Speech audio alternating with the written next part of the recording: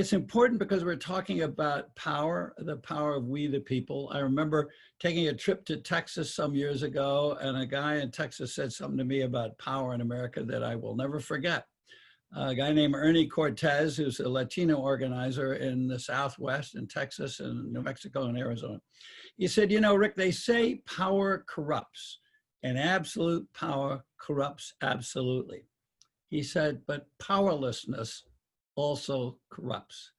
If we feel we are powerless, it corrupts democracy at the core. In other words, if we, the people, don't exercise our power, don't assert ourselves when we see big money, outside money, foreign money, or we see people tilting elections, we see corruption of our system. If we don't take action, we are disempowering ourselves.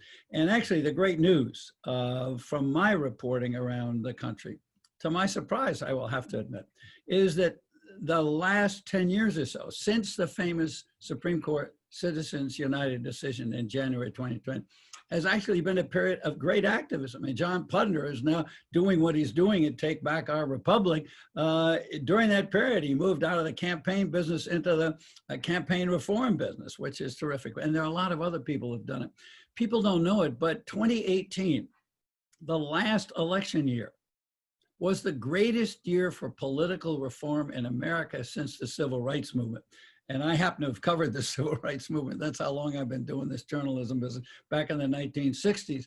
There were 5 states that adopted gerrymander reform: Michigan and Ohio and Missouri and Utah, were out there doing that. There were 7 states that pushed on voters' rights. There were 4 big cities, Baltimore, Phoenix, Denver, Portland, Oregon, that adopted public funding of campaigns. Up in North Dakota, they passed a reform measure.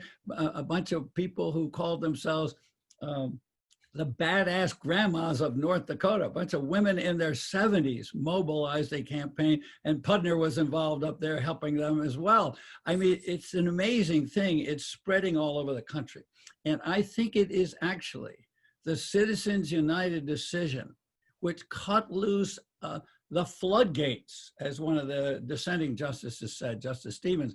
It cut loose the floodgates of money, and it really upset people all over the country. And you began to see people responding and states responding. In some instances, the leadership of the legislature wrote Congress and said, you've got to have an amendment. We've got to roll back this. We've got to restore the power of Congress and the states to regulate campaign money in political campaigns. And some of them did it through legislative action, and some of them did it through referendums.